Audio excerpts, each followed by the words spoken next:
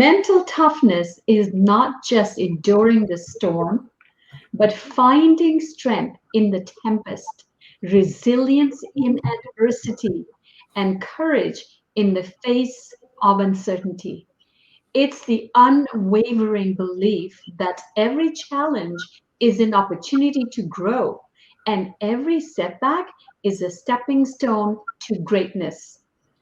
Hello, I'm Yasmin Murray with Seduire International. Guess you have guessed the topic for today. It is mental toughness. We will have a series of different episodes, and today we're going to talk about developing a strong mind for leadership success.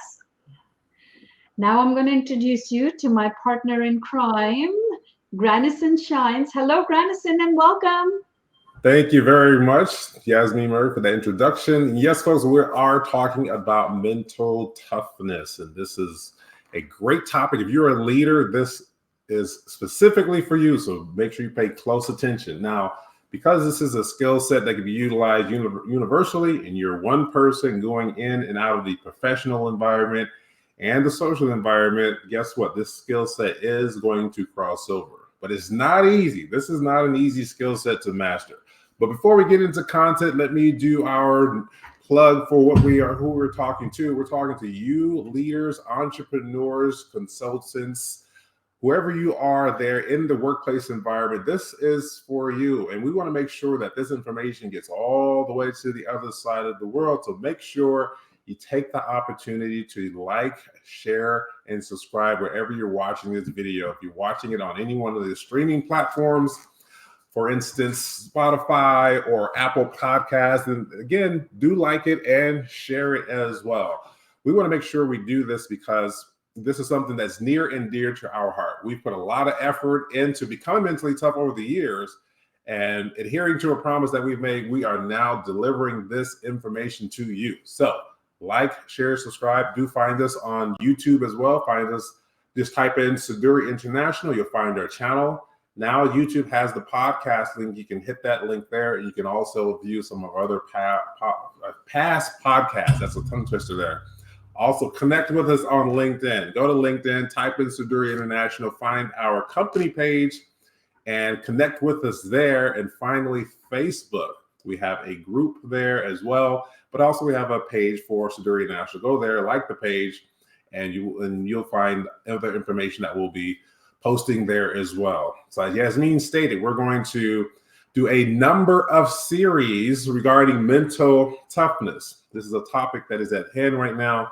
I'm talking to some of my other coachees and mentees as well, giving them the idea of what mental toughness is. So with that being said, let me do our shameless plug on our mental toughness book that we have coming out.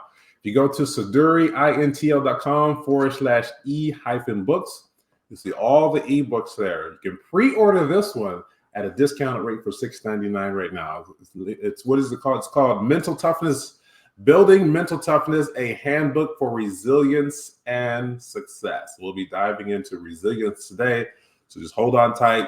Don't move. We're going to be talking about that. We also have our nonverbal communication book out. It's called The Silent Leadership Symphony, Mastering Nonverbal Communication in Leadership. Same link, seduireintl.com/e-books. And you can see it there and you can buy that one as well. So make sure you go buy the one, the pre-order for mental toughness, and buy the one that we currently have out right now. They're readily available. At least one is readily available for you. By the time May 15th come, we'll have this one out as well. Providing services as a coach, providing services as a consultant, providing training services as well. If your organization is in need of any one of these opportunities, do reach out. Send us an email at info@seduireintl.com, and we'll make sure that we get back to you within one business day. At least, let's say one business day with 8 hours. So we have a time, the clock starts as soon as we get it, and we'll make sure we reach out to you. So that being said, let's dive into our content.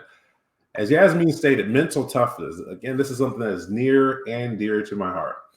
And I am under the belief that every person needs to have some sort of physical activity that's rigorous, challenging enough so that you can develop mental toughness. Mine was martial arts. What did you go through? What did you do, Yasmin, that enabled you to be mentally tough?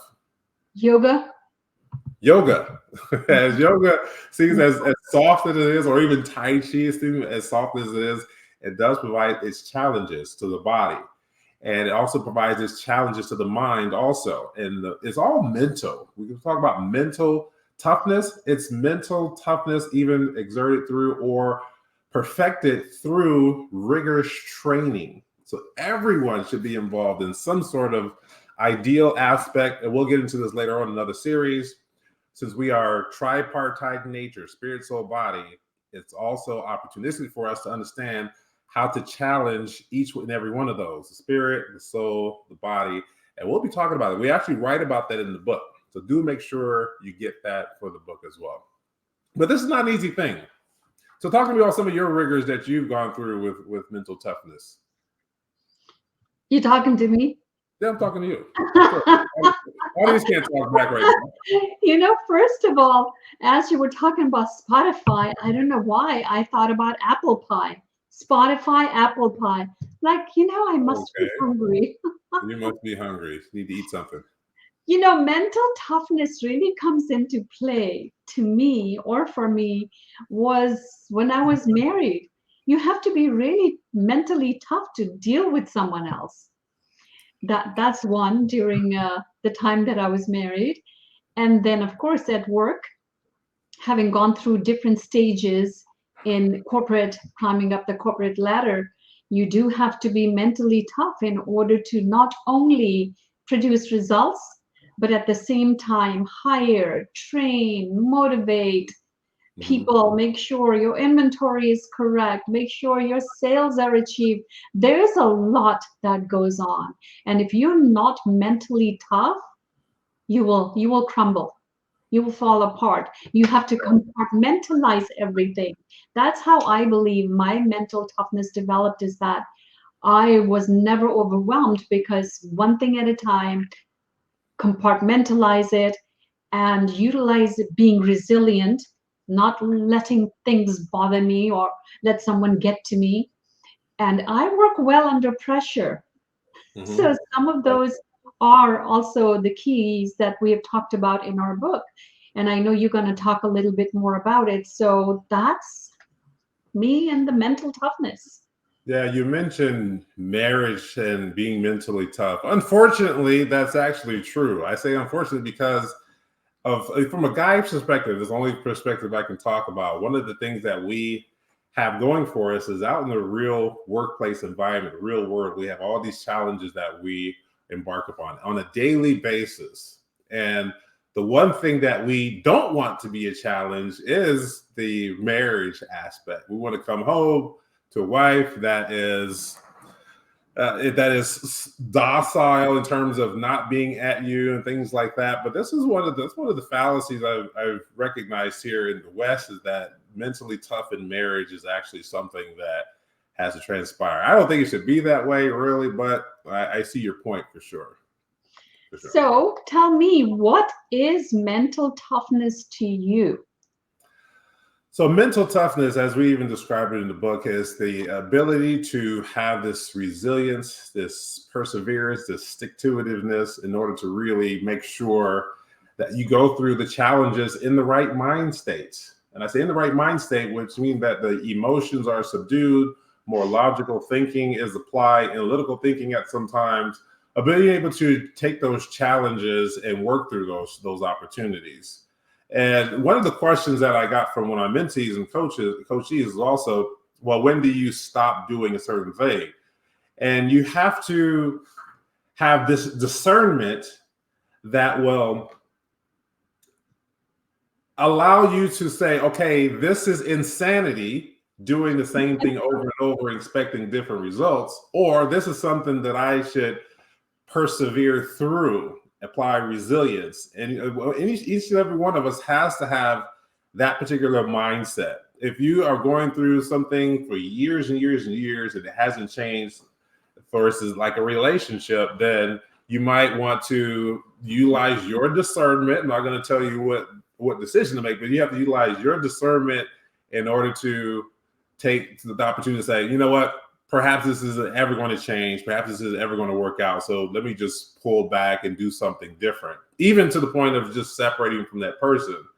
So you have to apply both chains of thought in a logical manner to really understand which one it is. Should I persevere through this? And if I want to persevere through this, how much time do I give it to persevere?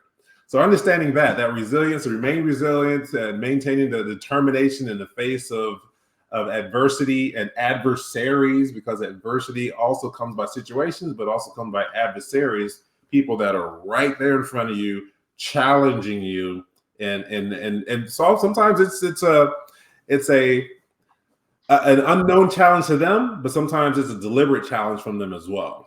And that's another opportunity that we have to take and say, okay, how do I cope with this stressful thing that's challenging me right now? And we have to really look at it that way. So we have two modalities, and this fits into two modalities. We'll get into one later on. Well, we'll get into both of them right now, but I say it like this. Let me talk about the first modality, 5 parts of the self. So you have self-control. Excuse me. We have self-control, this one. You have, let me say that one last because I'm going to a point here. We have self-confidence, self-esteem, self-worth, self-image, and self-control. And you have self-control. So you have to have self-control over the next modality, which is the 5 parts of the authentic self. And this is where the mental toughness really kicks in. You have to have self-control over your mind, your will, your imagination, your emotions, and your intellect. And if you have control over that, then, and you are very, very self-aware, then you can start disciplining those other avenues of those pillars of the second modality that I mentioned, the 5 parts of the authentic self. So that's what mental toughness is for me. And when you understand and know the modalities that we have in the program, you'll see, we talk about some in different videos. So just go to our YouTube channel, you can watch a plethora of videos diving into the modalities. It's all about, how do I regulate? How do I push through? How do I persevere and maintain my frame, a leader frame, which we'll talk about also in another video. You know, both you and I have been in corporate arena in leadership, and I know that we talked about a little earlier, as a leader, you have to, yes, maintain your frame, but the mental toughness, why is mental toughness important for leaders, and especially in maintaining the frame? And I know you're going to explain, what does maintaining the frame mean? I'll start with that one first. We'll start with maintaining the leader frame, maintaining your frame, or maintaining your leadership frame. What that means is, and we have this little hand gesture, finger gesture goes like this, that as a leader, there are certain opportunities that will reveal themselves that are really going to push you to be outside that frame, being more emotional, being more frustrated and showing those things. And what we mean by maintaining your frame is subduing the emotions at that moment in time, compartmentalizing it and dealing with the problem, not the person, dealing with the issue, and making sure that collectively and collaboratively you communicate with the person or people who you're working with and go through the rigors of problem solving to find a solution. There's 3 things I want to point out here with the leadership frame. First of all, leadership presence. Leaders, we are supposed to have a certain presence. We always say it like this in our program. We set the temperature in the room. So when you walk in a room, we regulate. We see, like, you're the thermostat. We regulate the temperature of the room. If the room is very chaotic, our job is to bring it down to a normal level of understanding so we can collaborate. If the room is very much so in the doldrums, our job is to bring it up so that we can be more motivated to do the things that are required of us from our daily duties in working at that position. So the leadership presence is extremely important. It's very, very relevant for us, those leaders who maintain a frame, because of the composure, the resilience, the gravitas, executive presence that we must maintain. All these keywords that we talk about in our program, and making sure we operate every single moment from that position. There are times, and there will be times, that it will seriously and severely challenge your the walls of your frame. It will seem like it will break down the walls of your frame. We have to keep composure though, in terms of our presence. So there are times where you may have to just separate yourself from the environment. Deal with it right now in this instance. Separate yourself. One gentleman told me the other day, he was like, yeah, man, I went to my car and I just kind of just let it all out. And that's the key component, right? You have to have an outlet. I'm not saying don't have an outlet. I'm not saying suppress and don't deal with it. You should have an outlet. And sometimes physical exercise can be a good outlet, or something that relaxes you, smoking a cigar and having whiskey, whatever. That's one of my outlets. But understanding how that works. So leadership presence, that's number one. That's the first thing. The second thing is that if you don't apply the mental toughness as a leader, then it does affect your decision making. Because when you start making decisions out of feelings and not the logical aspect of things, you can really go down this rabbit hole and start making decisions that are not conducive for a productive, efficient, and profitable work environment. And if you go down that road, then it's harder to push that boulder up the hill after the fact. And so when we're talking about our decision making, we have to understand that this allows the leaders to make rational, well-informed decisions at that moment. Okay, I want to add that component to it, at that moment, because the moment, even though fleeting sometimes, you still have to deal with it right then and there at that moment. And if you miss the opportunity there, you can really destroy relationships, and the workplace environment gets more chaotic and everything else. So, and you want to, and I say it like this, we have to do that in order to maintain this, in order to really maintain our influence. Influence is extremely important. And the final thing I want to point out is that another thing that's going to be really, really challenging is understanding how to successfully resolve conflict. And we talk in our program, we talk about 3 realms of conflict. There's the conflict where you're involved in the conflict, right? You have a conflict with someone else. There's a conflict when you're the mediator between 2 people or a group of people, and you have to mediate that.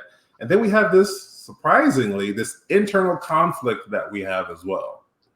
And the internal conflict are the things that we have to deal with, the demons that we have to slay, the things that we bring into the workplace environment because something may have happened at home or outside the workplace environment. Next you know, we're in this professional environment and we still have to maintain. So we have this conflict within ourselves that we'll have to perform no matter what. It's difficult. This is one of the toughest skill sets outside of teaching critical thinking skills, which is another tough one. This one here is something that needs to be completely and always addressed. But you have to have this. You have to have this protective mind state and on perpetually in order to maintain mental toughness. Because things will challenge you. You know, you talked about 2 things. You talked about the effective decision making and conflict resolution. In both of those, you have to be void of emotions or control your emotions.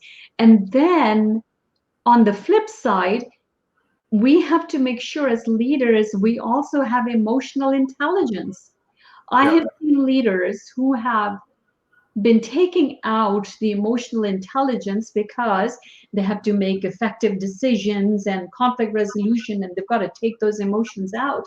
Then they don't know how to sprinkle them back in.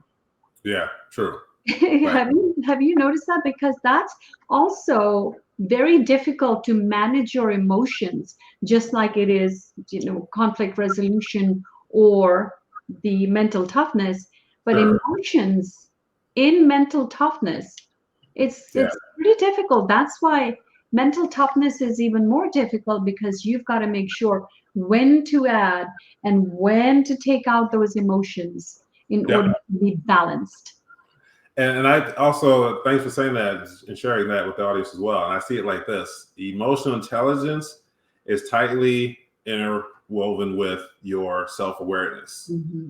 You have to have the self-awareness in order to understand where your emotional state is. Again, at that moment, because when that moment comes, there are times we really want to go from 0 to 100 real quick. And going that route, the emotional route, can really spoil the effects that you're trying to have this outcome. And if we don't manage that, if we're not keenly aware of our self-awareness, it can really derail this opportunity for a sound and reasonable output and resolution for the issue. So you're right, emotional intelligence. We write about that in the book as well. Emotional intelligence is extremely important. And you know, Granison, just recently I've noticed that mental health, they have mental health days, they have mental health time. They're Mm-hmm. really focusing on mental health of teenagers, of adults, of older generation. There is a lot of that out there, and especially since we have this social media, it's Mm-hmm. caused a havoc on Oh, mental toughness. oh yeah, it has. It has. Like caused havoc on mental toughness and or the mental health days. I see it like this with the mental health days. Let me capitalize on that for a moment. If you have a mental health day, your job organizes that for you, arranges that for you, and you take the mental health day. Some people, from my understanding and talking to most people, they just take it as an R&R day, right? Mhm. They just relax and just don't do anything. I want to come a different direction and say, do something that's intentional in understanding how to bring back your sound emotional state. When I say intentional, I mean you're deliberately doing something that can provide or even exercise the mental toughness. So on that R&R day, maybe you do something that has a rigorous component to it. Go hiking, go practice your martial art, go hit the bag or something like that. Something that involves the spirit, soul, body. I would say focus on all three of those intentionally on your mental health day. Don't just sit back and relax, nothing like that. And that may work for some people, but I'm saying in order to go the extra mile, in order to get the maximum out of the mental health day, do something that involves all three, spirit, soul, and body, and take an opportunity to maneuver around in those three realms that entire day. It doesn't have to be rigorous. Some people might say, oh, well, if I'm resting and I'm not doing anything, that is my, me getting back to the area. Oh, okay, fine. If that's the way you want to look at that. But you want to go the extra mile and really develop mental toughness on that mental health day, do something that requires some rigors in the spirit, soul, body area. Mhm. So I get that. What are some of the key components of mental toughness? I mean, I know because I practice it. Mm-hmm. I'm one of those that I will not let my mind fall apart due to stress, and I'm resilient. Mm-hmm. And I know that's one of the key components to being resilient. What other components do you want to talk about that would help our audience today? Okay, yeah. So resilience, definitely resilience. Can't forget resilience. And when we look at the modalities, let me show you this here. We look at the modalities, here we go right here. So if you take a look at this here and we drill in, we go into this one here, the mental toughness. Let me bring this right over here. Okay, so the resilience is this part right here, the 5 parts of authentic self and the will component piece of this modality. The will and resilience, again, hand in glove. Your will is your decision maker. That's the part of you that has the stick-to-itiveness. That's the part of you that has the resilience, as we're talking about right now. That's the part of you that has the fight back. And understanding how stress and resilience work and how you can build resilience out of stress in the right manner, dealing with the stress, having a way of coping with the stress and dealing with it effectively. Because if you don't deal with it effectively, stress could release all this cortisol in your body, has a physiological reaction. Some people have outbreaks of different things on their skin or whatever it may be. So those stressful environments, it can provide, again, a physiological reaction that's not positive. So we want to stay on the positive aspects of things. So the resilience piece of this is extremely important.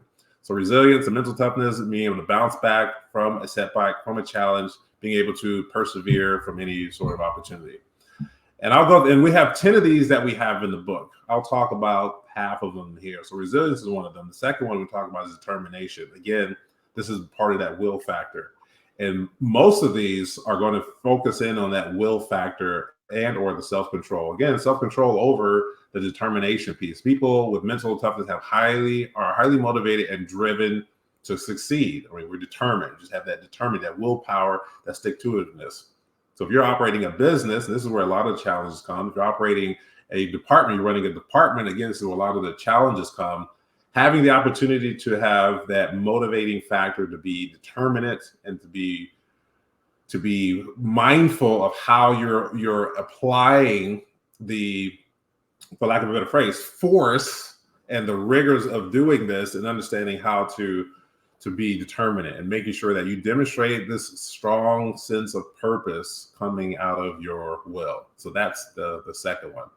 Third one I want to talk about is emotional control. We tapped in on a little bit. We'll talk about emotional intelligence, but also emotional control or emotional regulation. Being able to subdue one's emotions. Look at the modality here, the blue pillar, the emotions, and do understand that your mind and your imagination have a lot to do with triggering some of your emotions. So I think about it like this. So we talk about depression, anxiety, and those people who are consistently there. There may be some chemical imbalances there.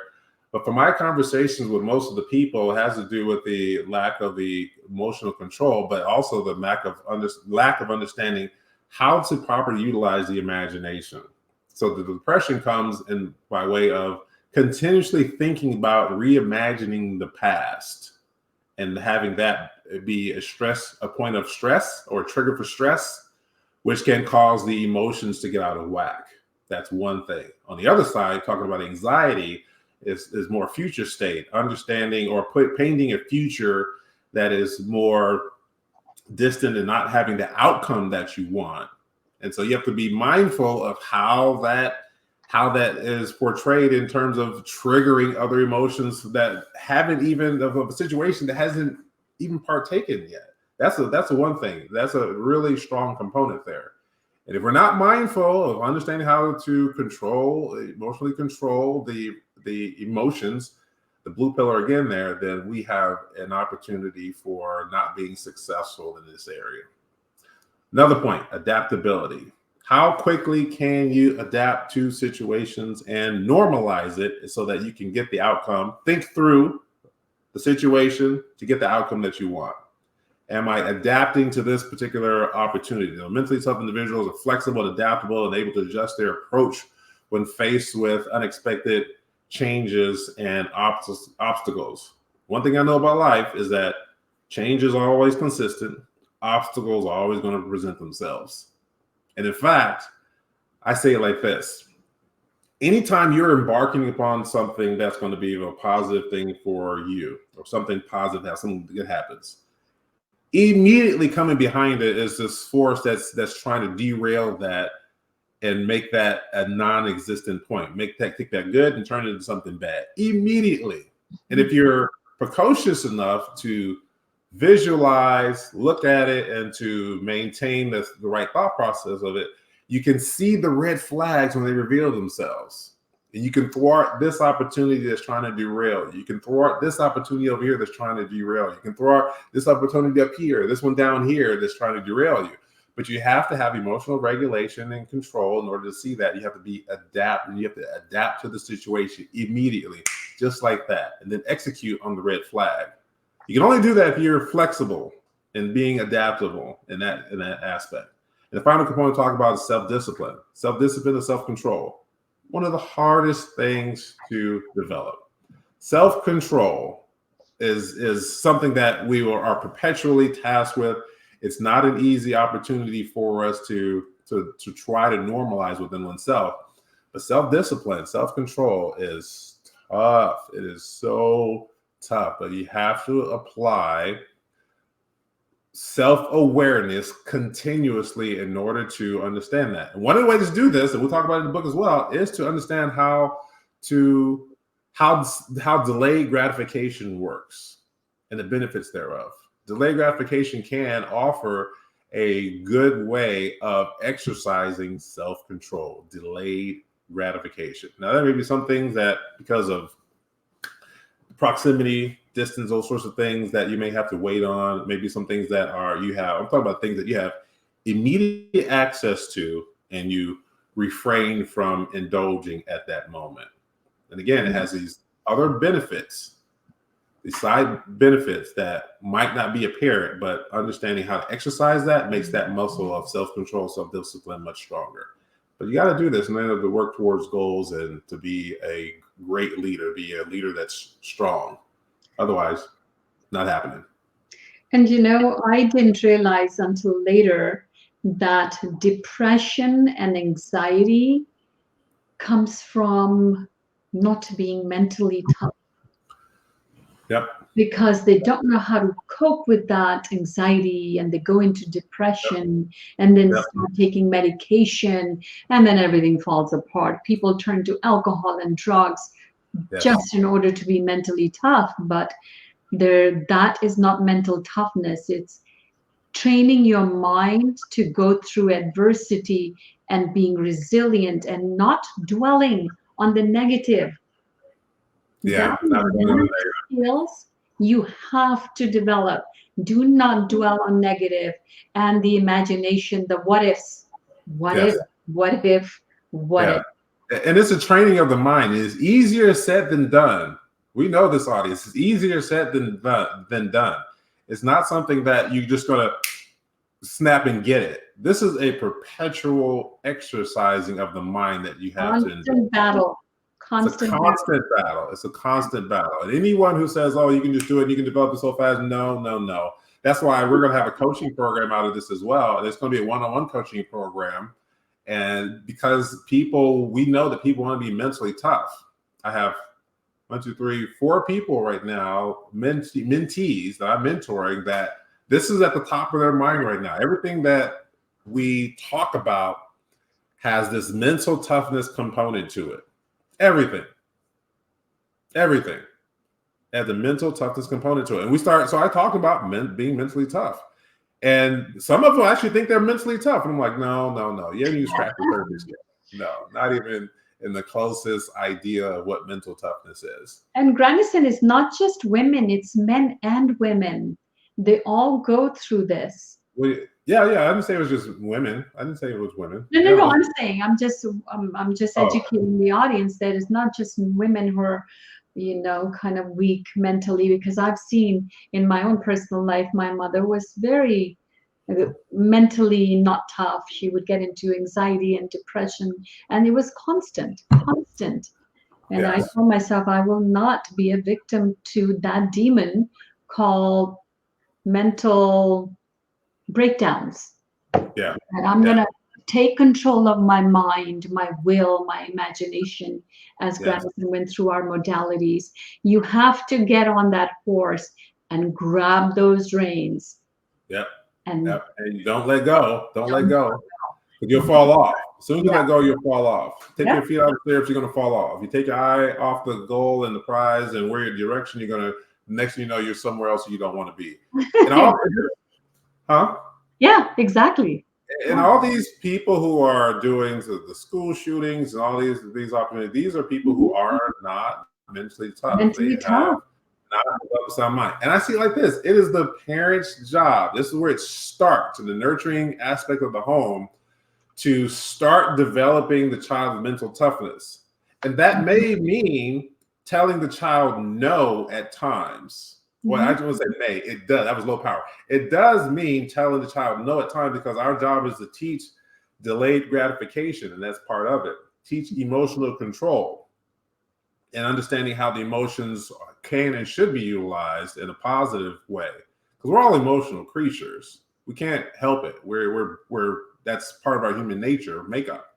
However, if you just let it go, let the reins go, the horse, you're gonna fall off, and will just crumble around you. But Granison, also knowing how to channel that energy, if it's negativity or if it's too much energy, how to channel it, whether it is sports or video games or whatever.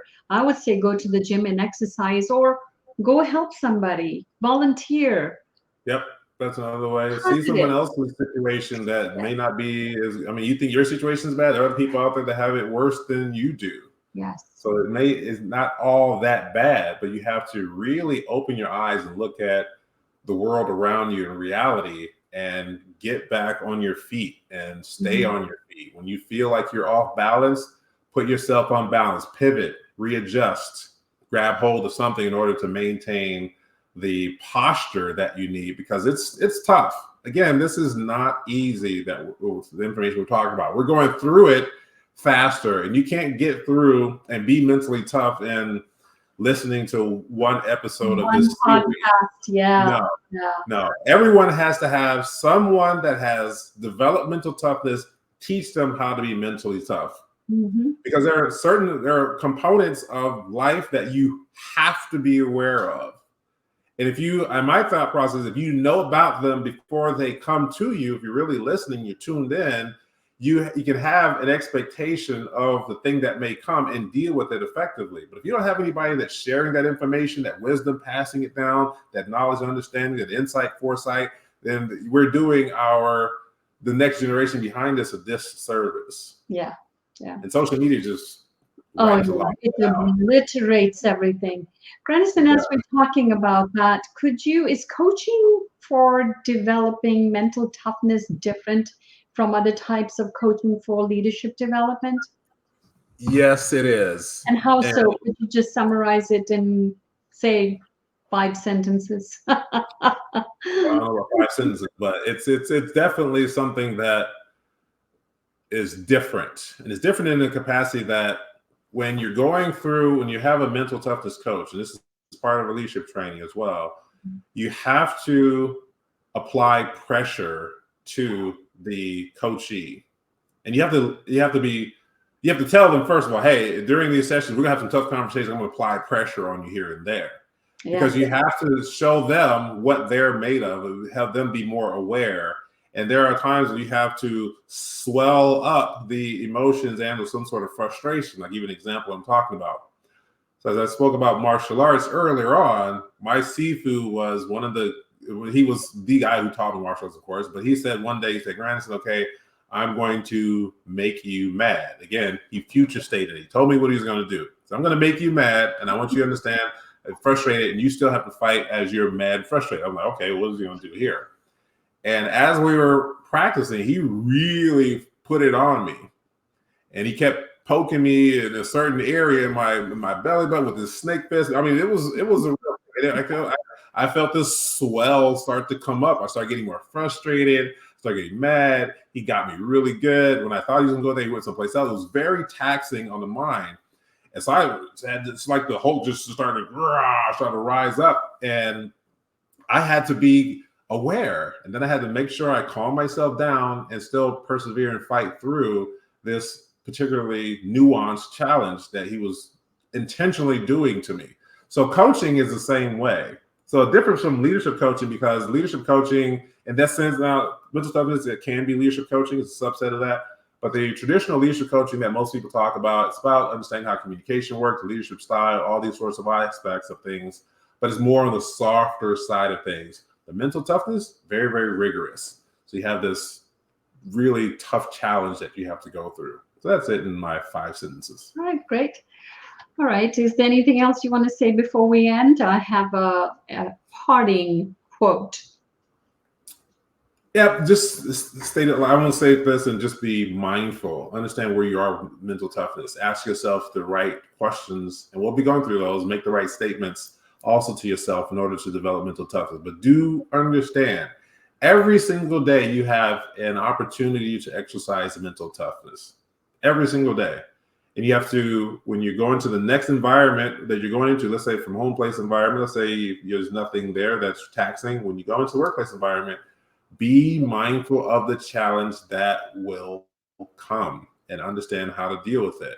And just, I'm not saying beat yourself up over it, but understand that you have to be challenged. You have to make sure that you adhere to the process of deliberately and intentionally utilizing mental toughness, not from a default standpoint, because your emotions are going to take over. You have to really focus on it.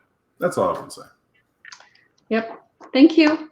My parting quote, something to ponder about, is mental toughness is the relentless pursuit of excellence in the face of adversity, the refusal to be broken by life's trials, and the unwavering commitment to rise stronger with each challenge.